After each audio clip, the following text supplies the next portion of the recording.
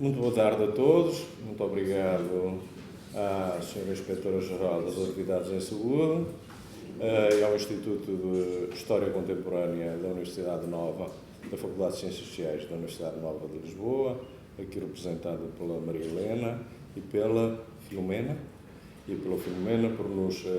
por me terem convidado a falar aqui sobre a gripe pneumónica num ano em que se, digamos assim, comemora o centenário do seu fim, porque é a última vaga, 19.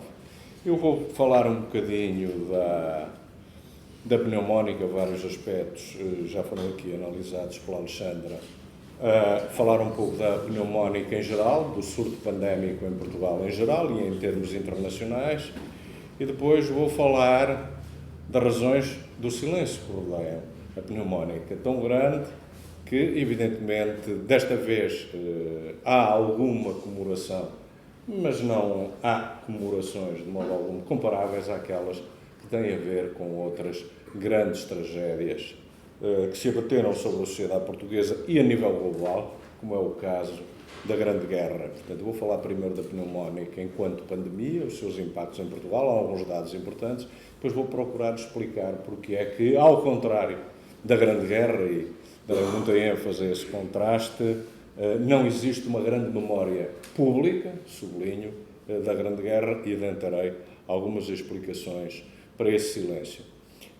O ponto de partida disto foi agora as colegas terem pegado nisto do Instituto de História Contemporânea, quando a pneumónica celebrava 90 anos, eu, Maria Luísa Lima, a Paula Castro e o Paulo Silveira e Sousa montámos um projeto de estudo sobre a pneumónica em diversos aspectos. Este é o livro no qual colaborámos nós, mas também outros colegas, entre os quais os poucos que já previamente tinham trabalhado sobre o tema, que eram basicamente duas pessoas, o professor Cúcio Frada e o Dr. Paulo Girão, mas outros colegas em termos internacionais, porque isto foi um fenómeno global, e também outros colegas portugueses que olharam para a pneumónica e para as estruturas da saúde, da assistência e para o saber médico em Portugal do ponto de vista, por exemplo, da história da ciência, como foi o caso da Maria de Fátima Nunes, da nossa colega aqui. Fizemos um colóquio do qual saiu este livro, que não foi um best-seller. Isto diz-nos alguma coisa, e isto é um eufemismo, isto diz-nos alguma coisa, evidentemente, dos silêncios que rodeiam, ou memorizações que rodeiam fenómenos deste tipo.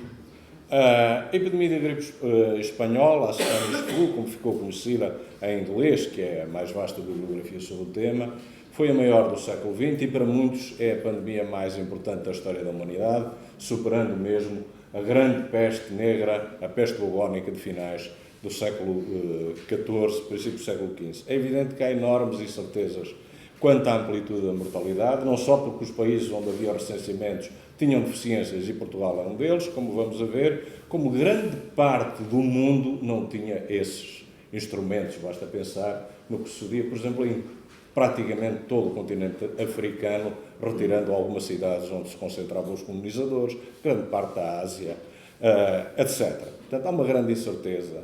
Há quem aponte o caso de Phillips e Killing Gray, que é uma das primeiras obras comparadas, em termos gerais, para 30 milhões. Há quem fale em 50 milhões, admitindo que se pudesse ir para o dobro. A última obra que eu li já deste ano, do Mark Onigsbaum, que tem escrito diversas sobre o fenómeno, aponta para 50 milhões. E o mesmo Onigsbaum, num livro anterior, do ano passado, calcula que se esta mortalidade para aquilo que é a população mundial nos dias de hoje, se ela hoje ocorresse, corresponderia a cerca de 200 a 425 milhões de mortos a nível mundial. Isso explica muito do pânico gerado em torno da possibilidade de uma nova ocorrência deste tipo de pandemia e o facto desta pandemia ser monitorizada a nível mundial, eu penso com um rigor e uma atenção, como não acontece com nenhuma outra pandemia. E em Portugal, como foi? Não se sabe muito bem. De acordo com as estatísticas oficiais baseadas numa certidão de óbito que apontava para esta causa, seriam pouco mais de 50 mil pessoas, 55.780. Mas admitia-se que se chegasse aos 150 mil. E este é o professor Silva Correia, no seu Portugal Sanitário, porque ele diz que muitas das pessoas morriam não diagnosticadas, enterradas sem a presença do subdelegado de saúde e, às vezes, com infecções ligadas aos pulmões, diversos tipos de pneumonias, etc., que eram, evidentemente, um produto, digamos assim, do vírus da pneumónica.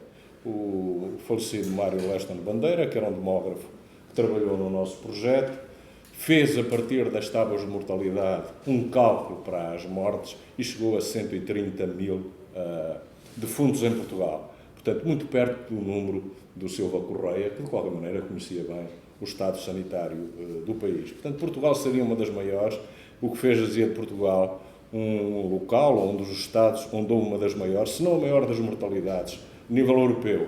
Lembre-se que Portugal tinha pouco mais de 6 milhões de habitantes, segundo o recenseamento de 1920. A causa era o vírus mutante, H1N1, aquilo que o Ricardo Jorge chamava um vírus filtrante, porque não era captável pelos filtros de porcelana, através dos quais se procurava reter os micro-organismos para serem observados ao microscópio. Ele só vai ser observado com o microscópio eletrónico bastante mais tarde, face ao qual a medicina da época se confessava impotente. Eu diria, face ao qual a opinião do Ricardo Jorge e de uma parte do mundo médico achava-se impotente, porque para ele apenas uma vacina era eficaz, o resto eram paliativos. Ele, evidentemente, tomou alguns dessas medidas paliativas, mas verdadeiramente só acreditava na vacina. Hoje em dia pensa-se que, aliás, que as pessoas mais velhas que ficaram imunizadas perante o vírus de 1918-19 eram precisamente aquelas que tinham sobrevivido à tal epidemia de peste russa que tinha tido lugar em finais do século XIX.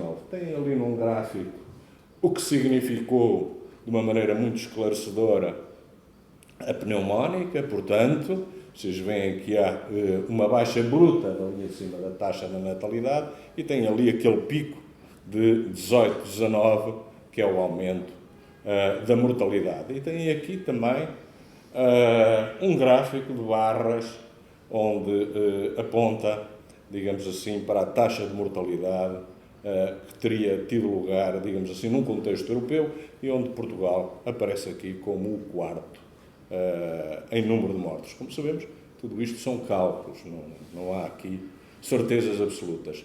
Portugal, no tempo da epidemia, já se disse aqui, ainda agora, Portugal era um país pobre, tinha estruturas incapazes de lidar com a crise, o sistema de saúde só tinha hospitais públicos nas 3 cidades onde havia ensino da medicina, que era Lisboa, sobretudo, Porto e Coimbra, e as infectocontagiosas estavam no Hospital do Rego. A rede hospitalar era existente nas Misericórdias e era essencialmente destinada aos doentes pobres, como ainda agora se disse. Dos 251 hospitais existentes em Portugal, 96 eram privados. Eram privados e, não está feito esse estudo, eu diria que grande parte das Misericórdias estavam falidas à entrada do século XX, sem a velha estrutura dos legados piedosos que as tinha mantido. Viviam, portanto, do dinheiro público quando esse vinha.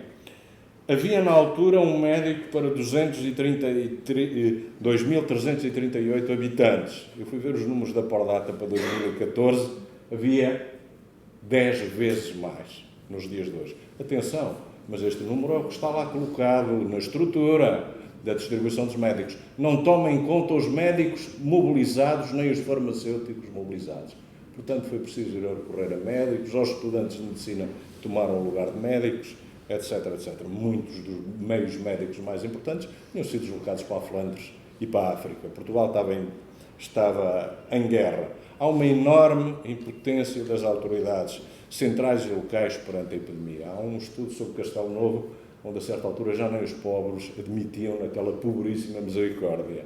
E o do Algarve, que foi também analisado pelo Lúcio Frada, ele mostra o governador civil doente, em pânico, as crianças a vaguearem pelas ruas. São, de facto, retratos estreitamente sombrios. Num país caracterizado por uma ausência de infraestruturas generalizadas, águas potáveis, esgotos, nada existia em Portugal, evidentemente, por isso é que havia todo esse circuito enorme da pandemia, de pandemias que recorrentemente, incluindo o cólera, que recorrentemente batiam as nossas cidades. E havia uma grande discussão e incerteza da ciência médica face à identificação do agente patogénico, bacilo ou vírus. Em Portugal, a história do bacilo teve muita importância porque era formulada por seu pai, que por sua vez era o genro do Koch, e o Koch com os Pasteur eram, digamos, as grandes figuras da revolução na descoberta da importância do papel patogénico dos micro-organismos. E, portanto, houve países onde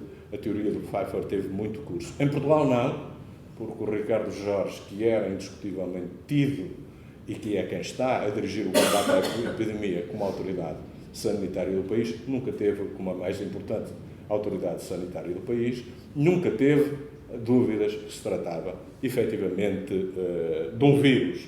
E, portanto, mostrava-se contrário, muito cético, melhor dizendo, quanto às medidas clássicas de combate ao contágio, como isolamento ou cordões sanitários. Por isso as autoridades seguiram um padrão muito irregular. Fecharam escolas, universidades, até o Parlamento chegou a estar fechado, proibiram-se as feiras e as romarias, porque ele achava a certa altura que elas, com as praias e os movimentos dos mercados, eram as causas, digamos, da propagação do vírus, mas os teatros continuaram a funcionar. Ele achava que pior do que tudo era se o pânico se viesse a instalar. Ainda era pior. Ora bem, não vale a pena contar muito do que era o país. Era um país rural, um país radicalmente distinto do que nós vivemos hoje em dia. Mais de metade da população hoje em dia vive nas áreas metropolitanas de Lisboa e Porto. Na altura, reparem, só 10% da população, ou um pouco mais, estava lá. Muito pobre, a maioria eram pequeníssimos proprietários e trabalhadores rurais sem terra, medidas de higiene, aquelas que nós imaginamos em termos modernos, nenhuma.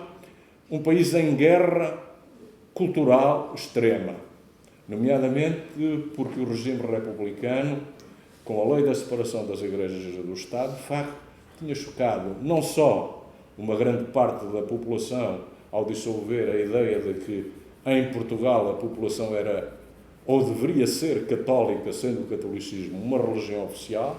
Reparem, não se podia ser membro da Universidade de Coimbra sem ser confessadamente católico apostólico romano, senão não havia lugar para a nomeação. No caso do funcionalismo, não sei. É evidente que olhava-se isto com muita lassitude, mas devemos existir. O regime republicano, com a lei da separação, basicamente colocava a Igreja sob controle do Estado, levando a cabo uma nacionalização das propriedades da Igreja, que passavam para o controle do Estado, por exemplo, ao nível das dioceses, as próprias catedrais. Portanto, que eram cedidas à Igreja para atos de culto que o Estado queria controlar. Portanto, há uma enorme guerra cultural, uma enorme conflituosidade social que acompanha os primeiros meses logo do movimento republicano, o desenvolvimento do movimento sindical, movimento socialista, revolução de outubro em 1917, portanto, de verão, têm uma ideia do que isso é. Um país envolvido na Grande Guerra de 14 e 18, era a primeira vez em um século que Portugal estava envolvido num conflito europeu. Antes havia sido atacado no tempo de Napoleão, em princípio do século XIX. Em 14 e 18 tinham optado por intervir, quer em África, que achavam ameaçada pelas ambições imperiais, nomeadamente alemãs, quer no território europeu, com mobilização geral. E isso provocou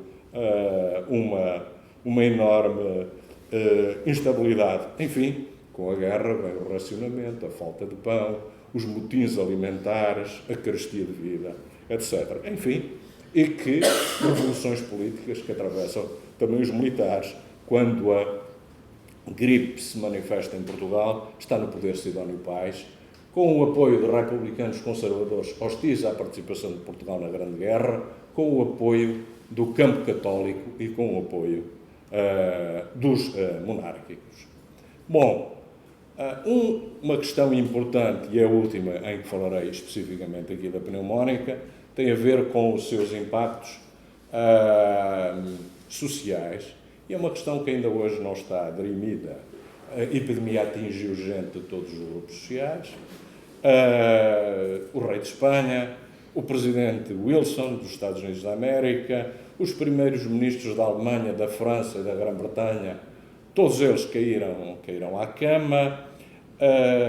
Em Portugal foram atingidas personalidades da elite, por exemplo, o músico Pedro Blanco morreu, o maestro Pedro Blanco morreu, morreram um ou outro aristocrata, e, portanto, deu-se muito a ideia de que a epidemia seria aristocrática, porque ninguém escaparia. Não há, digamos, consenso quanto a isso, e eu diria, ainda não há estudos de detalhes sobre isso. De facto, o maior detalhe que vi foi, não me recordo já sobre a Escandinávia, neste momento não me recordo, se sobre a Dinamarca em particular, em que se analisam os bairros de aglomerações para, em função, digamos, do perfil social, se ter uma ideia da incidência em termos de morbilidade e de mortalidade a esse nível. Mas isso falta. Há discordância muito grande entre os historiadores do fenómeno e entre as autoridades médicas envolvidas no combate ao contágio em Portugal. Por exemplo, o professor Almeida Garrett, que era o delegado no Norte do Comissário-Geral de Saúde, que era o professor Ricardo Jorge, achava que a epidemia estava a atingir todos por igual. E que, portanto, não havia aqui lugar à distinção de classes.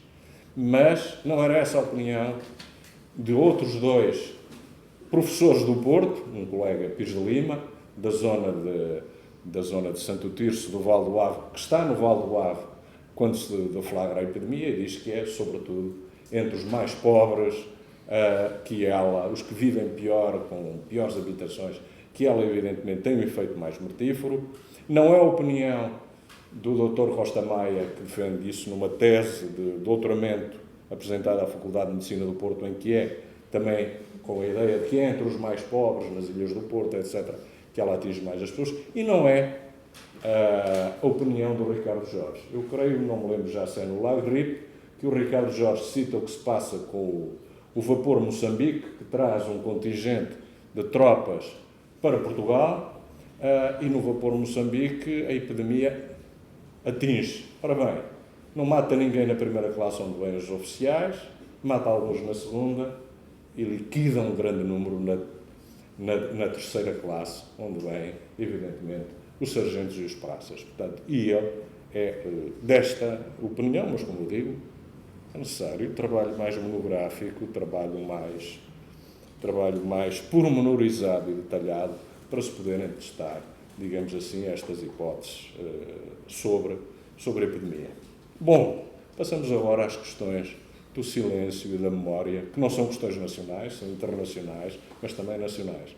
A devastação causada pela epidemia não fez dela um acontecimento que perdurou na recordação pública, como ainda já se viu, até na imprensa do Alto Minho deixaram de falar dela ao fim de algum tempo, quando ela se começou a extinguir, e para além de algumas publicações médicas, o Silva Correia, claro, no Portugal Sanitário, a autoridade médica dá-lhe uma grande importância, mas para além deles, ela vai desaparecendo. E desaparece do horizonte dos historiadores, embora regularmente mencionada nas histórias gerais do período, a pneumónica, etc. A epidemia não foi objeto de estudo. Também não deixou grande impacto na ficção. Nós tentámos fazer uma ideia, e não pretendo que fôssemos exaustivos ou conhecêssemos toda a literatura portuguesa da altura, mas não encontramos grandes menções da pneumónica na ficção. Aparece nos Rei Negros, do Alfred Ball, que é muito importante para se conhecer o contexto conflituoso e de sofrimento da época, em Lisboa, sobretudo. No Torga, nos Novos Contos da Montanha, onde se alude, evidentemente, aos problemas em meio rural, que é o terror desencadeado pelo toque dos sinos, etc. E na memorialística, eu lembro-me que o falecido arquiteto Pedro Amaral escreveu uma espécie de um esboço de autobiografia chamado Histórias à Margem de um Século da História, publicado em 1970, onde fala da epidemia na aldeia de Santar, na Beira Alta, no distrito de Viseu. É dos poucos que há, em que ele mostra como é que as pessoas iam caindo, como é que a sua família da nobreza local se salvou. Ele não conta a existência de nenhum morto na família, mas conta a morte de uma família de saltimbancos que tinha morrido no local. Aliás, saltimbancos continuavam a visitar Santar, pelo menos até à década de 90 do século XX. A nível internacional, também o que encontramos na bibliografia, por exemplo, em textos dos primeiros, do Alfred Crosby, esta é a última edição, mas ele começou a publicar nos anos 70, é que pouco ficou nos grandes escritores, pouco ficou na ficção, quer norte-americana, quer britânica, sobretudo em comparação com o enorme impacto, eu já adentraria um pouco, e sobretudo em comparação com o que foi o impacto da Primeira Guerra Mundial. E continuou no campo científico. Vocês têm aqui 3 bases de dados, a G-Store, a PsycInfo e a Medline, e aquilo que vocês veem é que há ali alguma coisinha da G-Store referente a 1918 e depois aos anos 40. Nos anos 40 há avanços no conhecimento do vírus, é quando ele é identificado, nos anos 30, depois um enorme silêncio em publicações de artigos, em publicações sobre o tema, e depois, mais perto, quando começa a história da medicina, quando começa a história da ciência, quando os domínios da medicina, da ciência e das epidemias são tidos como domínios do conhecimento. E aí a gente começa a ver, digamos assim, essa erupção. Mas durante décadas, silêncio. E isto é muito importante, porque as histórias oficiais têm uma grande importância na reprodução das memórias informais. Não há um hiato entre uma e outra. Portanto, há uma, como disse a Susana Zontac, uma amnésia histórica quase total sobre a epidemia. Bom, quais as razões? E isso levou-nos a nós a ponderar, mas porquê é que não se fala tão pouco disso? Porquê é que estamos nós aqui a montar um pouco este projeto com historiadores e não historiadores? Quais as razões para esse silêncio e esquecimento? Em primeiro lugar, e este é um facto fundamental, a pandemia durante muito tempo não foi objeto de estudo historiográfico. O Epidemics and Peace, do Alfred Crosby, é de 1976, isto para falarmos da bibliografia internacional. Em Portugal, a primeira obra é a do professor Cúcio Frada, a pneumónica de 1918 em Portugal continental, um estudo epidemiológico e demográfico. Depois o Paulo Girão, a gripe pneumónica no Algarve. Enfim, há um inventário de tudo isso no artigo, no capítulo que a Rita Garnel publicou naquele volume que eu aludi. Bom, vamos agora falar um pouco de outros processos envolvidos na recordação que explicam este esquecimento por contraposição. A primeira coisa que temos que ter em conta é que a memória social ou coletiva não é simplesmente algo do passado que persiste no presente, mas é o produto de processos de reconstituição do passado feitos no presente. Há memória coletiva porque as pessoas começam a recordar e a reconstituir e a reconstruir todo um determinado passado, como lembraram os pioneiros do estudo da memória social, o sociólogo Maurice Albax e o psicólogo Francis Bartlett, que escrevem, aliás, no pós-guerra, provavelmente não por acaso, no pós-Grande Guerra de 1914 e 18. A memória também é produzida quando há agentes envolvidos, os quadros sociais da memória, os grupos profissionais, por exemplo, os grupos sociais, os Estados, podemos dizer, que estão interessados em perpetuar um determinado tipo de passado. Eu diria, todos os Estados, estão aqui pessoas, representantes da alta administração do Estado, todos os Estados constituem uma arquivística. Fica ali algo e que pode ser reatualizado e servir como memória. Aliás, é importante a memória, o precedente, tudo isso. Só necessário haver aquilo que Zorobabel chama ambientes da memória, ou uma outra estudiosa da memória, a Bárbara Mistessal, tem que haver comunidades da memória, ou seja, grupos que alimentem a recordação. A família é um desses grupos, os lugares de trabalho podem ser, os grupos religiosos também são, a religião em grande medida, a memória, a começar pelos grandes livros sagrados, enfim, os grupos étnico-nacionais. Também é evidente que estes grupos são de diferente importância. O espaço público é um espaço do Estado e um espaço da Igreja, neste caso das grandes igrejas, sobretudo até ao século XX institucionais, católica, anglicana, luterana, etc. às vezes em concorrência com o primeiro, como foi o caso na Primeira República, da Igreja com o Estado. Ora bem, a família está quase sempre remetida para o privado. A família tem as suas próprias memórias, como era o pai, como era o avô, quem emigrou, quem não emigrou, quem recebeu a terra, dos ódios, porque é que já não se fala com estes primos, etc. Mas não se integram nessa grande história global e pública que é dominada pelos Estados. Além disso, poucas famílias tinham diários ou apontamentos escritos por duas razões. A maioria das pessoas era iletrada e, além disso, muitas famílias não achavam que tivessem importância ou que a sua vida tivesse importância para confiarem à posteridade.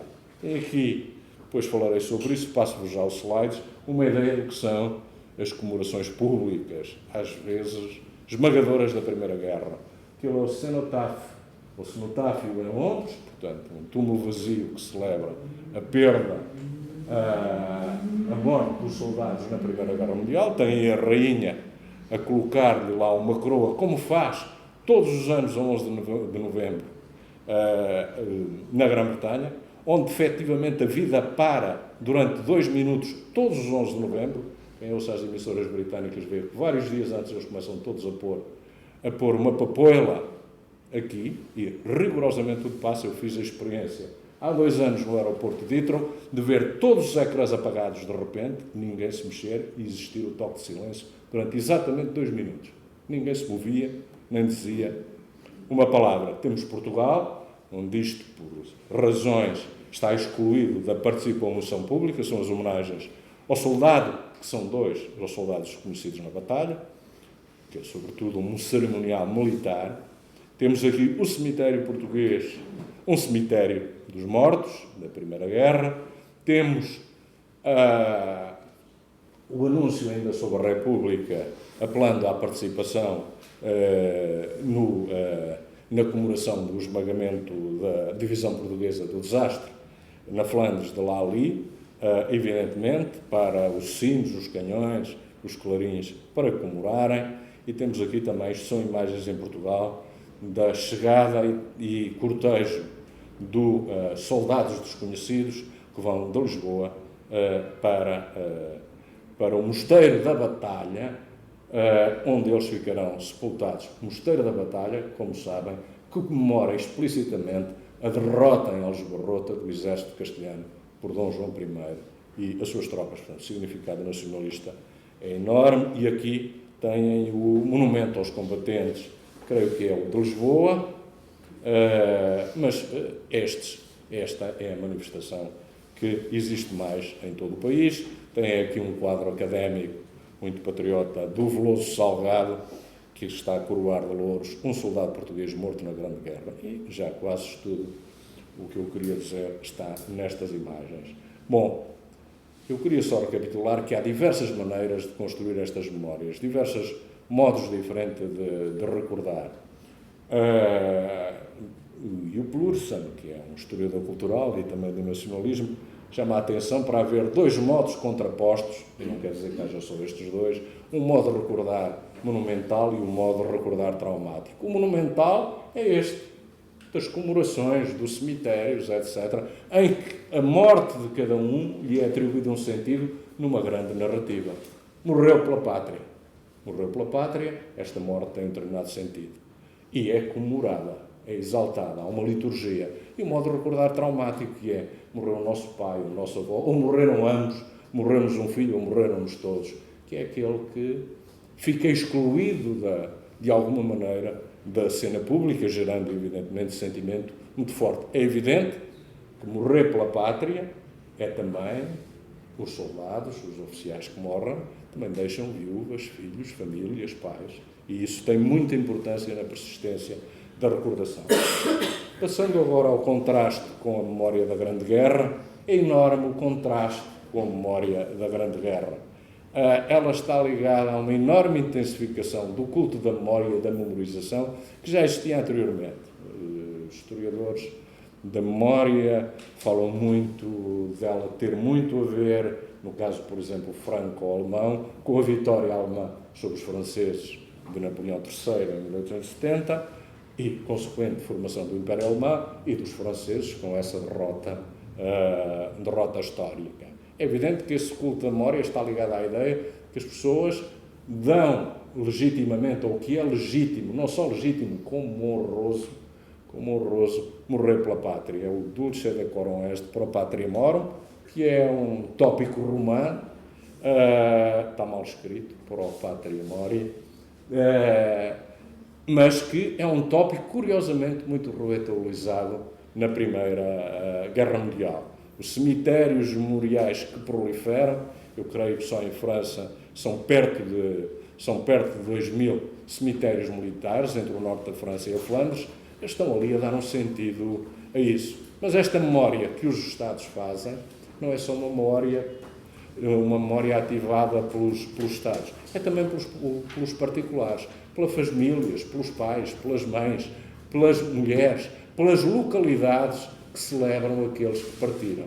Em Portugal nós temos estes monumentos, em Inglaterra, que eu conheço melhor, a gente vai à estação do Waterloo, a muitos outros sítios, aos colleges, e estão lá os nomes dos alunos, dos funcionários, dos ferroviários que morreram pela Primeira Guerra Mundial.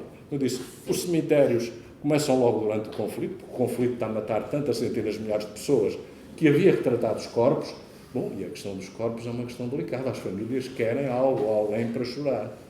As famílias não querem, de qualquer maneira, esta é uma questão fundamental, não querem que os seus mortos sejam despachados de qualquer maneira. Não havia lugar às campas anónimas. Portanto, há uma enorme organização, no fim de contas, da tumulação, que atinge também Portugal. Portugal tem um desses túmulos na Flandres, onde no cemitério de Segura há cerca de 2.000 mortos, e organizou nos diversos cemitérios do país o talhão das ligas dos combatentes da Grande Guerra, no qual, devo dizer, não havendo cerimónias públicas com o Estado Novo para comemorar o desastre da Batalha de Lalis, que era uma cerimónia republicana e de uma derrota, mas uma derrota enobrecida pelo sacrifício de se morrer, de dar a vida pela pátria, havia sempre cerimónias, isso eu lembro-me de memória, nos talhões da Grande Guerra, sempre visitas, agências a nível distrital, pelo menos, creio que conselheiro da Liga dos Combatentes da Grande Guerra, etc. E mais, esses cemitérios depois vieram a abranger aqueles que morreram durante a Guerra Colonial ou a Guerra do Ultramar. Portanto, também eles capturados no sentido também eles inseridos no interior dessa grande narrativa. Bom, há muitas outras práticas memorialísticas. Eu já falei do dia 11 de novembro no Reino Unido, que de facto me impressionou muito. Enfim, quem viu o último, quem se lembra quem viu televisão ou esteve na rua a 4 de dezembro do ano passado, viu que em Portugal se fez o maior desfile militar do Portugal democrático, precisamente para comemorar o centenário do armistício que pôs fim à guerra. Mas a guerra está presente de maneira muito distinta na memória, não só na historiografia, porque há basta olhar para Portugal, a quantidade de livros que se publicaram sobre a Grande Guerra, eu não diria a quantidade, mas pelo menos alguns, e de colóquios, e um número bem menor, sobre a pneumónica. A literatura também. E há uma outra presença da memória que é a memória que está nos corpos. A memória incorporada, para citar o Paul Connorter, que é também um dos homens importantes, uma das pessoas importantes no estudo da memória, mas que foi precisamente sublinhada por um dos grandes historiadores da memória na Primeira Guerra Mundial, que é o Jaime Winter. Chamou a atenção para o facto dos mutilados de guerra e das vítimas daquilo que se chamava o shell shock, o choque das bombas, mais tarde transformado em stress pós-traumático, como eles continuavam presentes, essa presença dos mutilados e dos outros, de alguma maneira era uma memória que estava ali nos corpos e que não podia ser ocultada. Também ele, um outro, se referia ao modo como a Grande Guerra persistia em coisas como a cozinha. Foi aí, pelo Paul Fussell, que eu fiquei a saber, que os ovos estrelados com batata frita de que eu gosto, tornaram-se populares na própria Grã-Bretanha, substituindo o bife e o bacon que iam para as tropas em combate. Portanto, uma ubiquidade, uma presença enorme da pneumónica. E a pneumónica contrata tudo isto. Não há comemorações, não há monumentos, não tem nenhuma memória de identificação nacional, não está ligada à identidade nacional. E os Estados-nações são os enormes produtores de memória e as coletividades etnonacionais. Há grandes diferenças com o que sucede com grandes traumas coletivos, nomeadamente a memória do Holocausto, por exemplo, hoje em dia o genocídio arménio, a Nakba palestiniana, mas sob a pneumónica, não. E porquê? Bom, porque não houve agentes sociais envolvidos, não houve desde Estados a grupos sociais que perpetuassem esta mesma memória. Não houve nenhuma liga dos afetados, digamos assim, pela pneumónica. Acresce a isso que isso pode ter alguma importância, que a epidemia representava um fracasso da ciência médica, que vinha em grande triunfo desde os tempos do Pasteur e do Koch.